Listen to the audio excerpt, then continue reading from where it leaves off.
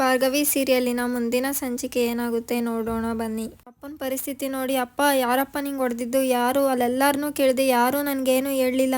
ಹೇಳಿ ಅಪ್ಪ, ಯಾರಪ್ಪ ಹೊಡೆದಿದ್ದು? ಅಪ್ಪ ಮಾತಾಡಿ ಅಪ್ಪ, ಅಪ್ಪ ಇಲ್ಲಿ ನೋಡಿ ಅಪ್ಪ. ಅಪ್ಪ ನಾನಪ್ಪ ಭಾರ್ಗವಿ, ನೀನು ಪುಟ್ಟಿ ಬಂದಿದ್ದೀನಿ ನೋಡಪ್ಪ, ಮಾತಾಡಪ್ಪ. ಅಪ್ಪ ಯಾರಪ್ಪ ಹೊಡೆದಿದ್ದು, ಯಾರು ಅಂತ ಹೇಳಪ್ಪ. ಅಪ್ಪ ಹೇಳಪ್ಪ, ಯಾರು ಅಂತ ಹೇಳಪ್ಪ. ನಾನು ಬಂದಿದ್ದೀನಿ ಭಾರ್ಗವಿ, ನಾನು ಅವ್ರನ್ನ ನೋಡ್ಕೊತೀನಿ, ಹೇಳಪ್ಪ. ಅವರಮ್ಮ ಭಾರ್ಗವಿ ಅಂದಾಗ, ಅಮ್ಮ ಒಂದು ನಿಮಿಷ ಸುಮ್ಮನಿರಮ್ಮ. ಅಪ್ಪ ನೀವು ಹೇಳಿ ಅಪ್ಪ, ಮಾತಾಡಿ ಅಪ್ಪ, ಮಾತಾಡಿ ಅಪ್ಪ. ಭಾರ್ಗವಿ ಅವ್ರಿಗೆ ಯಾರು, ಏನು, ಎಲ್ಲಿದ್ದೀನಿ ಅಂತ ಗೊತ್ತಾಗ್ತಾ ಇಲ್ಲ. ಮನೆಗೆ ಬಂದಾಗಿಂದ ಈಗಲೇ ಕೂತ್ಕೊಬಿಟ್ಟಿದ್ದಾರೆ ಕಣೆ, ನನ್ನೂ ಗುರ್ತಿಡಿತಾ ಇಲ್ಲ. ಅಪ್ಪ ನಾನು ನೋಡಿ ಅಪ್ಪ, ಇಲ್ಲಿ ನೋಡಪ್ಪ ಒಂದ್ಸರಿ, ನಂಗೆ ಗುರ್ತು ಸಿಗ್ತಿಲ್ವಾ ಅಪ್ಪ ಅಂತ ಭಾರ್ಗವಿ ಕೇಳ್ತಾಳೆ. ಸಂಧ್ಯಾ, ಅಕ್ಕ ಇದೆಲ್ಲ ಆಗ್ತಿರೋದು ನನ್ನಿಂದನೇ, ದಯವಿಟ್ಟು ಈ ಕೇಸ್ ಬೇಡ ಅಕ್ಕ, ನಾನು ನಮ್ಮೂರಿಗೆ ಹೊರಟೋಗ್ತೀನಿ ಅಂದಾಗ ಭಾರ್ಗವಿ, ಸಂಧ್ಯಾ ಒಂದು ನಿಮಿಷ ಸುಮ್ಮನೆ ಇರು, ನನಗೆ ನಮ್ಮ ಅಪ್ಪನ ಈ ಸ್ಥಿತಿಯಲ್ಲಿ ನೋಡಿ ಏನು ಮಾಡಬೇಕು ಅಂತಲೇ ಗೊತ್ತಾಗ್ತಾ ಇಲ್ಲ. ಅಪ್ಪ ನನ್ನ ನೋಡಿ ಅಪ್ಪ, ಮಾತಾಡಿ ಅಪ್ಪ ಅಂದಾಗ ಅವ್ರ ಅಪ್ಪ ಬೆಚ್ಚು ಬಿದ್ದು ಯಾರೋ ಬಂದು ಹೊಡಿತಿರೋ ಥರ ಆಡ್ತಾರೆ. ನೋಡಿ ಎಲ್ಲರೂ ತುಂಬಾ ಭಯ ಪಡ್ತಾರೆ. ಇಲ್ಲಿ ಬೃಂದ ನನ್ನ ಬಗ್ಗೆ ಅಸಹ್ಯ ಆಗುತ್ತಂತೆ, ನಾನೇನಾದರೂ ಇವಳಿಗೆ ಆ ಕೇಸ್ ತಗೋ ಅಂತ ಹೇಳಿದ್ನ. ಬೇಡ ಬೇಡ ಅಂತ ಎಷ್ಟು ಬೇಡ್ಕೊಂಡ್ರು ಹಠ ಮಾಡಿ ಆ ಕೇಸ್ ತಗೊಂಡ್ಲು. ಈಗ ಇಂಥದ್ದೇನಾದರೂ ಆದರೆ ನನ್ನ ತಲೆಗೆ ಕಟ್ತಾಳೆ. ಚಿಕ್ಕವಳಿದ್ದಾಗಿಂದನೂ ಇವಳಿಗಿದೆ ಆಟ, ಟೇಟ್ ಅಪ್ಪನ ಥರಾನೇ. ಊರಲ್ಲಿ ಇಲ್ದಲೇ ಇರೋ ನ್ಯಾಯ ಇವಳೊಬ್ಳಿಗೆ ಇರೋದು. ಈಗ ಅಂಥದ್ದೇನಾಗಿದೆ? ಅಪ್ಪನ ಕೈಯೋ ಕಾಲೋ ಮುರಿದು ಮೂಲೆ ಕುಣಿಸಿದ್ದಾರೆ, ಅಷ್ಟಕ್ಕೆ ಇಷ್ಟೊಂದು ಕೋಪನ? MLAನ, ಇಂಥ ದೊಡ್ಡ ಲಾಯರ್ನ ಎದುರಾಕಬೇಕಾದ್ರೆ ಸ್ವಲ್ಪನಾದರೂ ಪ್ರಜ್ಞೆ ಇರಬೇಕಾಗಿತ್ತು. ಈಗೆಲ್ಲ ಆಗುತ್ತೆ ಅಂತ ನಾನೇನೋ ದುಡ್ಡು ಕೊಟ್ಟು ಸಹಾಯ ಮಾಡೋಕ್ಕೋದ್ರೆ ಆ ದುಡ್ಡು ನನಗೆ ವಾಪಸ್ ಕೊಟ್ಟು ನನಗೆ ಮೋಸ ಮಾಡ್ತೀಯ ಅಮ್ಮ. ನನಗೀಗಾಗಿದ್ದು ಸರಿಯಾಗೇ ಇದೆ. ಭಾರ್ಗವಿ ನನ್ನ ತಂಗಿ, ಈ ಕೊಂಪೆಲೆ ನಾನು ಹುಟ್ಟಿ ಬೆಳೆದೆ ಅಂದರೆ ನನಗೆ ಅಸಹ್ಯ ಆಗುತ್ತೆ. ಭಾರ್ಗವಿ ಅವರ ಅತ್ತೆ ಬಂದು ಬೃಂದ ಅಂದಾಗ ಭಾರ್ಗವಿ ಅವರ ಅಮ್ಮ, ನೋಡಿದ್ಯಾ ಯಾವ ಪರಿಸ್ಥಿತಿಗೆ ಬಂದಿದ್ದಾರೆ ಅಂತ. ಈ ಬೀದಿಯಲ್ಲಿ ಇನ್ನು ಮುಂದೆ ಹೇಗೆ ತಲೆ ಎತ್ಕೊಂಡು ಓಡಾಡೋದು? ಹೇಗೆ ತಲೆ ಎತ್ಕೊಂಡು ಓಡಾಡೋಕ್ಕಾಗುತ್ತೆ? ಬೇಡ, ನಮ್ಗಿನ್ಯಾರ ಸವಸನೂ ಬೇಡ. ಕಲ್ಪನಾ ನೋಡು, ಬಟ್ಟೆ ಬರೆ ಏನಿದೆಯೋ ಎಲ್ಲ ತುಂಬ್ಕ ಕಲ್ಪನಾ, ಈ ಊರು ಬಿಟ್ಟು ಹೋಗೋಣ. ಭಾರ್ಗವಿ ನಿಂಗೂ ಅಷ್ಟೇ, ನಿಂಗೆ ಏನು ಬೇಕೋ ಎಲ್ಲ ತುಂಬ್ಕ, ಬಟ್ಟೆ ಬರೆ ಎಲ್ಲ ತುಂಬ್ಕೋ. ನಮಗೆ ಈ ಊರಲ್ಲಿ ಯಾರ ಸವಸನೂ ಬೇಡ, ಹೊರಟೋಗೋಣ ಇಲ್ಲಿಂದ, ಹೊರಟೋಗೋಣ ನಾವಿಲ್ಲಿಂದ. ಭಾರ್ಗವಿ, ಅಮ್ಮ ಸ್ವಲ್ಪ ಸಮಾಧಾನ ಮಾಡ್ಕೋ. ಅಪ್ಪನ ಈ ಪರಿಸ್ಥಿತಿಯಲ್ಲಿ ನನ್ನ ಕೈಲಿ ನೋಡೋಕ್ಕಾಗ್ತಿಲ್ಲ ಅಮ್ಮ, ಹೇಳು. ಅವ್ರನ್ನ ಈ ಪರಿಸ್ಥಿತಿಗೆ ತಂದಿದ್ದು ಯಾರು, ಹೇಳಮ್ಮ ಹೇಳಮ್ಮ ಅಂದಾಗ ಅವರಮ್ಮ ಕಪ್ಪಳ ಕುಂದು ಕೊಡ್ತಾಳೆ. ಬೃಂದಾರತ್ತೆ, ಏನು ನೀನು ಭಾರ್ಗವಿ ಅಕ್ಕ ತಂಗಿನಾ? ಬೃಂದ ಅವರ ಚಿಕ್ಕತ್ತೆ, ಇವಳಿಗೂ ಭಾರ್ಗವಿಗೂ ಏನೋ ಲಿಂಕ್ ಇದೆ, ಏನೋ ಸಂಬಂಧ ಇದೆ ಅಂತ ನಾನು ಅವತ್ತೇ ಹೇಳಲಿಲ್ವಾ ಅಕ್ಕ? ಅದೆಷ್ಟು ಧೈರ್ಯನೇ ನಿಂಗೆ, ನಮ್ಮನೇಲೇ ಇದ್ಕೊಂಡು ಆ ಅಪಾಲೆಂಟ್ ಲಾಯರ್ಗೆ ಸಹಾಯ ಮಾಡ್ತೀಯಾ? ಆಗ ಬೃಂದ, ಅಯ್ಯೋ ಅತ್ತೆ ಇಲ್ಲ ಅಂದಾಗ, ಮುಚ್ಚು ಬಾಯ್, ಮುಚ್ಚು ಬಾಯಿ. ಇನ್ನೊಂದೇ ಒಂದು ಸುಳ್ಳು ನಿನ್ನ ಬಾಯಿಂದ ನಾನು ಕೇಳೋಕ್ಕೆ ಇಷ್ಟಪಡಲ್ಲ. ನೀನು ಕೆಟ್ಟೋಳು ಅಂತ ಗೊತ್ತಿತ್ತು, ಆದರೆ ಇಂಥ ದೊಡ್ಡ ಮನೆಯಾಳಿ ಹೇಗೆ ಮಾರಿ ಅಂತ ಗೊತ್ತಿರಲಿಲ್ಲ. ಪ್ರತಿ ಸಲನೂ ಇನ್ನೇನು ಭಾವ ಗೆದ್ಬಿಡ್ತಾರೆ ಅನ್ನೋಷ್ಟರಲ್ಲಿ ಉಲ್ಟಾ ಹೊಡಿತಾ ಇತ್ತು. ಆದರೆ ಅದು ಹೇಗೆ ಅಂತ ಅನ್ಕೊತಾ ಇದ್ದೆ, ಆದರೆ ಅದರಿಂದೇ ಇರೋ ಕೈ ನಿಂದೇನಾ? ನಮ್ಮ ಮನೆಯಲ್ಲೇ ಒಂದು ಕಳ್ಳ ಕಿವಿ ಇತ್ತು ಅಂತ ನನಗೆ ಗೊತ್ತಿರಲಿಲ್ಲ. ಇಲ್ಲೇದೆಲ್ಲ ತಗೊಂಡೋಗಿ ಆ ಭಾರ್ಗವಿಗೆ ಹೇಳಿ ಅವಳು ಗೆಲ್ಲೋದಕ್ಕೆ ಸಪೋರ್ಟ್ ಮಾಡ್ತಾ ಇದ್ದೀಯಾ? ಬೃಂದ, ಅಯ್ಯೋ ಇಲ್ಲ ಚಿಕ್ಕತ್ತೆ. ಆಗ ಅವರ ಚಿಕ್ಕತ್ತೆ, ಇಲ್ಲ ನಿನ್ನ ತಂಗಿನೇ ಅಲ್ಲ ಅಂತ್ಯ, ಆದರೆ ಇವಾಗ ಹೇಳೋಕ್ಕಾಗೋದಿಲ್ಲ, ಆಲ್ರೆಡಿ ನಮಗೆ ಸತ್ಯ ಗೊತ್ತಾಗೋಗಿದೆ. ಅವಳಿಗೂ ನನಗೂ ಯಾವುದೇ ಸಂಬಂಧ ಇಲ್ಲ, ಅವಳ ಹೆಸರೇ ಕೇಳಿಲ್ಲ ಅಂತ ಎಷ್ಟು ನೈಸಾಗಿ ಸುಳ್ಳು ಹೇಳ್ಬಿಟ್ಟೆ ಅಲ್ವಾ? ಅಲ್ಲ ಕಣೆ, ನಿನಗೆ ತಿನ್ನೋದಕ್ಕೆ ಈ ಮನೆ ಅನ್ನ ಬೇಕು, ಇಲ್ಲಿನ ಆಸ್ತಿ ಪಾಸ್ತು ಅಂತಸ್ತು ಎಲ್ಲನೂ ಬೇಕು, ನಿನ್ನ ತವ್ರ ಮನೆ ಉದ್ಧಾರ ಮಾಡೋದಕ್ಕೆ ನಮ್ಮನೆ ದುಡ್ಡು ಬೇಕು. ಆದರೆ ನಿನ್ನ ಸಪೋರ್ಟ್ ಮಾತ್ರ JP ಭಾವನ್ ವಿರುದ್ಧ ಇರೋ ಆ ಭಾರ್ಗವಿಗೆ. ಆಫ್ಟರ್ ಆಲ್ ಒಬ್ಬ ಜೂನಿಯರ್ ಲಾಯರ್ ನನ್ನ ಗಂಡನ ಮುಂದೆ ಹೇಗೆ ಬಂದು ನಿಲ್ತಾಳೆ ಅಂತ ಯೋಚನೆ ಮಾಡ್ತಾ ಇದ್ದೆ, ಅದು ಈಗ ಗೊತ್ತಾಯಿತು. ಅಯ್ಯೋ ಇಲ್ಲ ಅತ್ತೆ, ಅದು ಏಯ್ ಮುಚ್ಚೆ ಬಾಯ್. ನೀನು ಆ ಭಾರ್ಗವಿ ಅಕ್ಕ ತಂಗಿ ಅನ್ನೋದು ನಿಜನಾ? ಆಗ ಬೃಂದ ಕತ್ತನು ಅಂತ ಅಳ್ಳಾಡಿಸಿದಾಗ, ನೀನು ಮಾಡಿರೋ ಈ ದ್ರೋಹನ ನಾನು ಯಾವತ್ತೂ ಕ್ಷಮಿಸಲ್ಲ, ಮಾಡ್ತೀನಿ ತಡಿ ನಿನಗೆ ಅಂತ ಹೊರಡ್ತಾರೆ ಆಚೆ. ಆಗ ಬೃಂದ, ಅತ್ತೆ ನಿಂತ್ಕೊಳ್ಳಿ ಪ್ಲೀಸ್, ಚಿಕ್ಕತ್ತೆ ನಿಂತ್ಕೊಳ್ಳಿ ಪ್ಲೀಸ್, ಅತ್ತೆ ಅತ್ತೆ ಅಂತ ಕೂಗ್ತಾರೆ. ಅತ್ತೆ ಪ್ಲೀಸ್, ಅತ್ತೆ ಪ್ಲೀಸ್ ಒಂದು ನಿಮಿಷ ನನ್ನ ಮಾತು ಕೇಳಿ ಅತ್ತೆ, ನೀನು ಮಾಡಿರೋ ದ್ರೋಹಕ್ಕೆ ನಾನು ಯಾವತ್ತೂ ಕ್ಷಮಿಸಲ್ಲ. ಸಾರಿ ಅತ್ತೆ, ಆದರೆ ಒಂದು ನಿಮಿಷ ನನ್ನ ಮಾತು ಕೇಳಿ ಅತ್ತೆ, ಅತ್ತೆ ಕೇಳಿ ಅತ್ತೆ ಅಂದಾಗ, ಶಡಾಪ್. JPಗೆ ಈ ವಿಷಯ ಗೊತ್ತಾದರೆ ಏನಾಗುತ್ತೆ ಗೊತ್ತಾ? ಆಗ JP, ಯಾವ ವಿಷಯ? ಏನು ನನಗೆ ಗೊತ್ತಾಗೋ ವಿಷಯ? ಬೃಂದ, ದಯವಿಟ್ಟು ಈ ಮನೆಯಿಂದ ಹೊರಟೋಗು. ಇಲ್ಲಿ ಭಾರ್ಗವಿ ಅವ್ರ ಅಮ್ಮ. ಯಾಕೆ ತಿಳ್ಕೊಬೇಕು ನೀನು ಅವ್ರು ಯಾರು ಅಂತ? ನೀನು ಬೀದಿಲಿ ನಿಂತ್ಕೊಂಡು ಜಗಳ ಮಾಡಬೇಕಾ? ಆಮೇಲೆ ಅವ್ರ ಮನೆಗೆ ಬಂದು ನಿಮ್ಮ ಅಪ್ಪನ ಮುಗಿಸೇ ಬಿಡ್ತಾರೆ. ಅವಾಗ ಸಮಾಧಾನನ ನಿಂಗೆ? ಇವತ್ತು ಇಡೀ ಬೀದಿನೇ ನಿಂತ್ಕೊಂಡು ನೋಡ್ತಾ ಇತ್ತು ನಿಮ್ಮ ಅಪ್ಪನ ಕುತ್ತಿಗೆಗೆ ನಾಯಿ ಪಟ್ಟಿ ಹಾಕೋ ಥರ ಹಾಕಿ ಬಗ್ಳಿ ಅಂತ ಇದ್ರೆ ಯಾರೂ ಬರಲಿಲ್ಲ ನಮ್ಮ ಸಹಾಯಕ್ಕೆ. ಒಬ್ಬ ಬರಲಿಲ್ಲ ನಮ್ಮ ಸಹಾಯಕ್ಕೆ. ಎಲ್ಲರ ಹತ್ರ ಹೋಗಿ ಕೈ ಕಾಲಿಡಿದು ಬೇಡ್ಕೊಂಡೆ ಕಣೆ ಸಹಾಯ ಮಾಡಿ ಅಂತ. ಒಬ್ಬರು ಬರಲಿಲ್ಲ ಭಾರ್ಗವಿ, ಒಬ್ಬರು ನಮ್ಮ ಸಹಾಯಕ್ಕೆ ಬರಲಿಲ್ಲ. ನೀನು ತಿಳ್ಕೊಂಡು ಏನು ಮಾಡ್ತೀಯಾ? ಎಲ್ಲರ ಕಷ್ಟ ಸುಖನೂ ವಿಚಾರಿಸ್ಕೊಂತಾರಲ್ವ ನಿಮ್ಮ ಅಪ್ಪ. ಅವ್ರು ಇವತ್ತು ಕಷ್ಟದಲ್ಲಿದ್ದಾಗ ಒಬ್ಬರು ಬರಲಿಲ್ಲ ಭಾರ್ಗವಿ. ಎಲ್ಲರೂ ಅವ್ರ ಎದುರುಗಡೆ ಸಿನಿಮಾ ಬರ್ತಾ ಇದೆ ಅನ್ನೋ ರೀತಿ ನಿಂತ್ಕೊಂಡು ನೋಡ್ತಾ ಇದ್ರೆ ಹೊರತು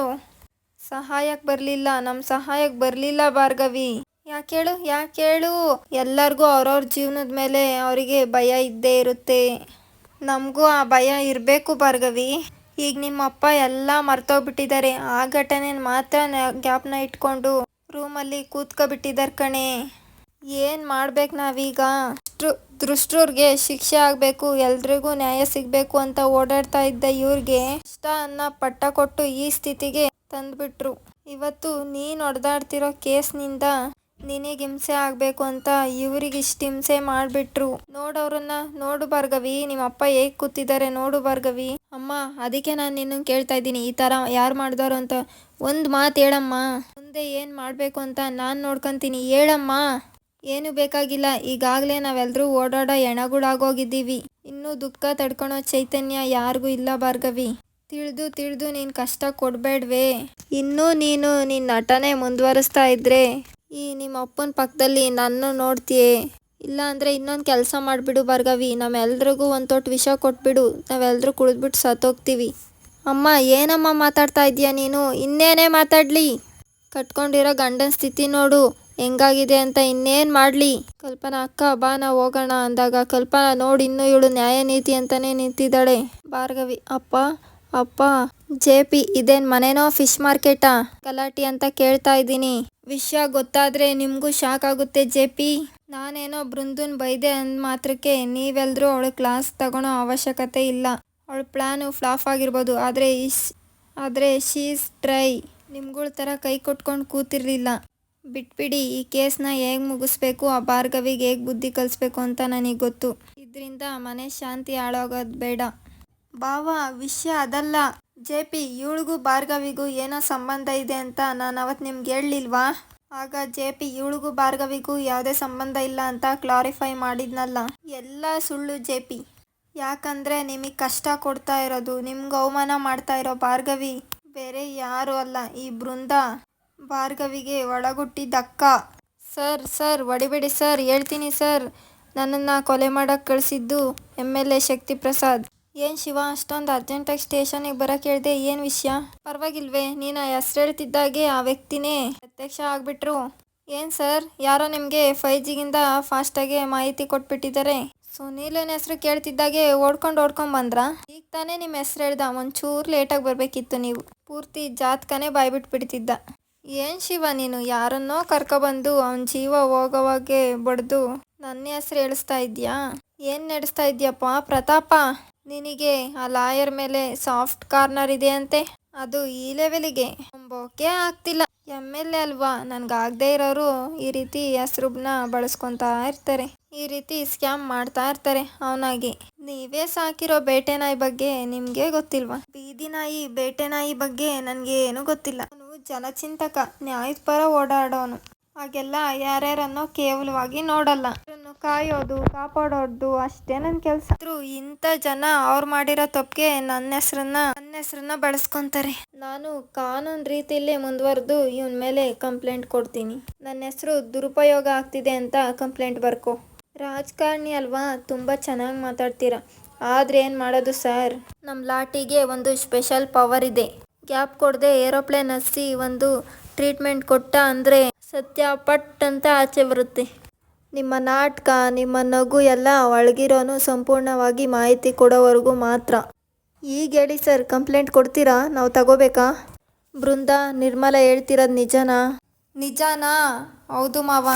ಇಷ್ಟು ದಿನ ನಮಗೆ ಸಹಾಯ ಮಾಡ್ತಾ ಇದ್ಯಾ, ಈ ಮನೆಗೋಸ್ಕರ ಕಷ್ಟಪಡ್ತಾ ಇದ್ಯಾ ಅನ್ನೋದೆಲ್ಲ ಸುಳ್ಳ?